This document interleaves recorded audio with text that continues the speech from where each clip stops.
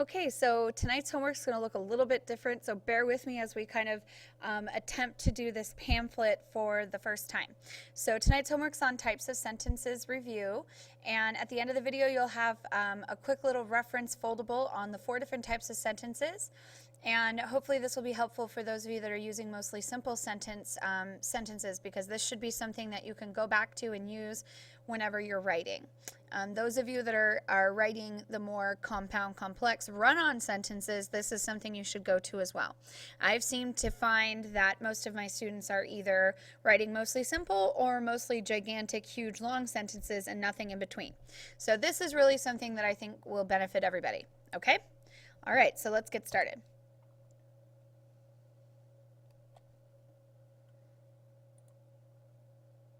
All right, so the first thing you're going to do is take 2 pieces of paper, notebook paper. If you have colored paper like construction paper, something that's even better. If you don't, just 2 pieces of notebook paper will be fine. What you're going to do is you're going to put one paper an inch below the other one, just like I showed you in class today, and then you're just going to fold them in half so that you have 4 tabs about an inch apiece. So I'm going to go ahead and exit out of my PowerPoint screen here and go to my live camera. Again, kind of bear with me as we do this, but I wanted to really quickly show you with my hands how this should look. So you've got 2 pieces of paper. These are the papers that I used in class today.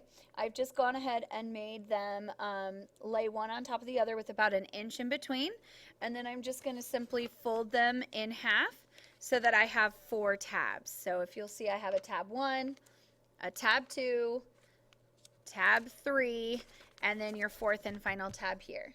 So I'll go back and forth in between these 2 screens, so just pause the video if you need to create that little piece of paper. And again, if you don't have construction paper or colored paper, just 2 pieces of notebook paper will work fine.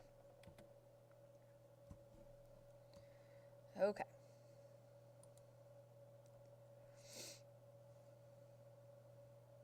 Move things around here so that we can see. Oops, fast forward, fast forward.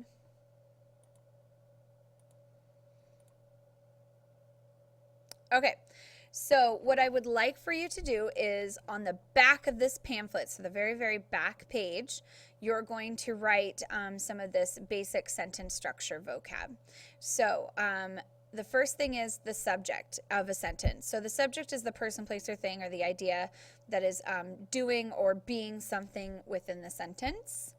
And again, I'm going to pause right now and show you the live. Okay, so again, I'm back to my live view. What I've gone ahead and done, and you can pause if you need to, is I went ahead and kind of labeled the front. You can make this pretty too if you want to.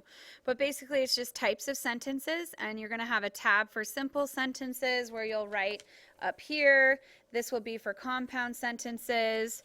This will be for complex sentences, and this entire section will be for compound complex sentences. If you want to staple this in the middle here, you can, but otherwise it should stay fairly close together.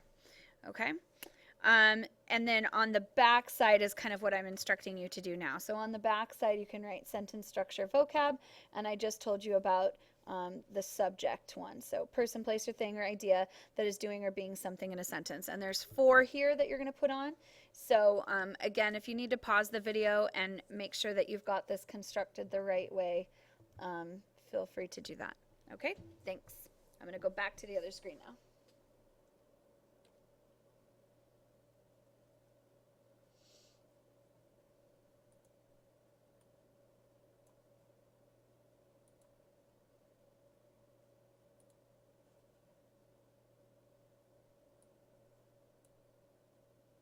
All right.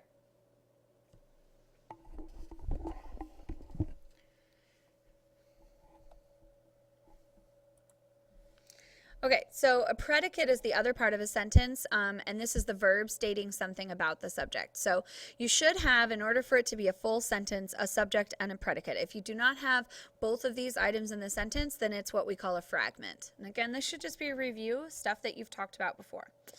Another word that's important for us to know is an independent clause versus a dependent clause. So an independent clause is a full, complete sentence that has a subject and a predicate, and a dependent clause is a fragment or a part of a sentence that's dependent on more of the sentence to make it whole.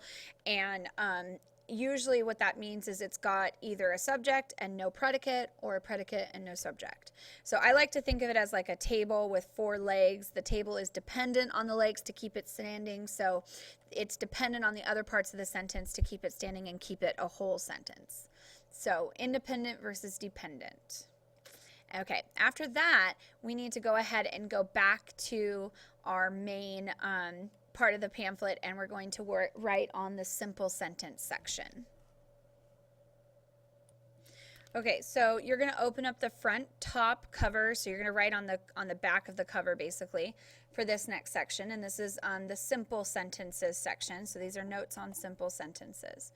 So a simple sentence is just one independent clause.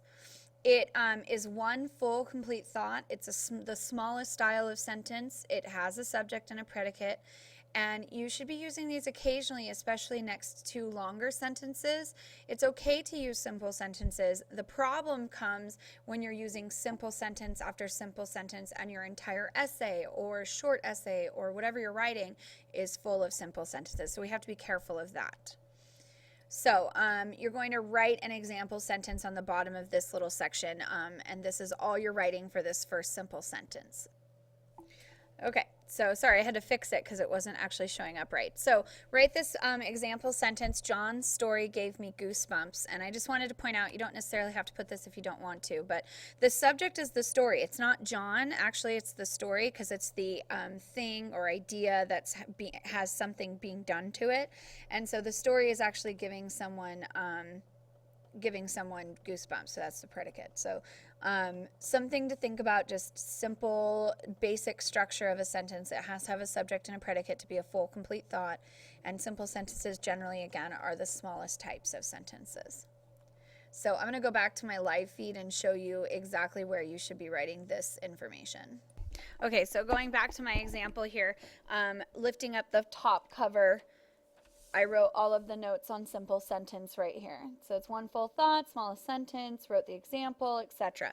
So it's on the top flap of the pamphlet. So the next one that we're going to write down information on is compound sentence, and I would just write those notes here. Okay? So I'm going to go back to the PowerPoint.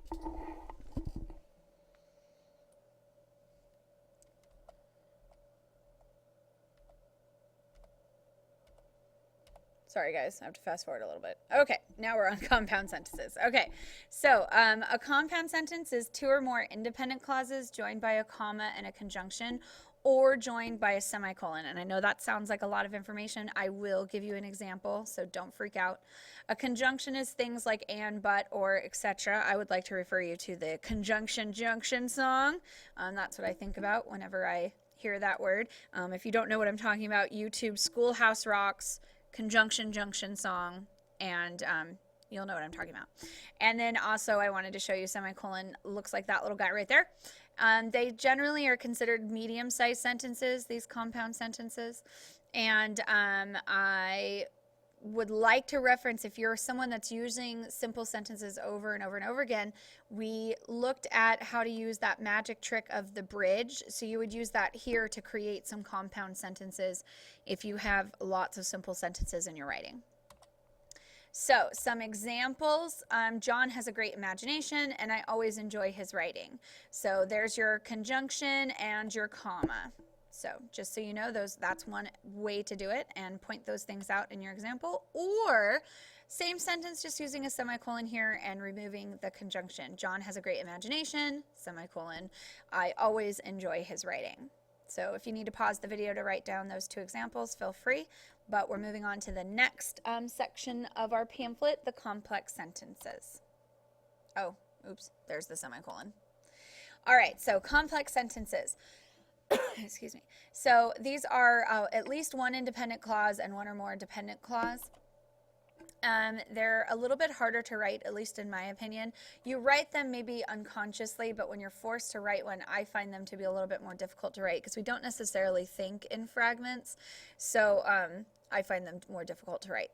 But we usually use a comma or a semicolon here to separate these two independent versus dependent clauses, or more than one dependent clause. Again, these are kind of a medium-sized sentence. I find even if you forget complex, simple, compound, etc., simple generally are smaller. The other two in the middle are medium size, and then compound complex sentences are gigantic. They're just the longest and largest of the sentences. So here are your examples. After John writes a story, he lets it cool for a few days. And so if you looked at just these this section that I've underlined here, it really wouldn't make sense. It's a dependent clause. And then also this front section is a dependent clause as well. And we call these fragments. So by putting them together, it makes the whole sentence make sense.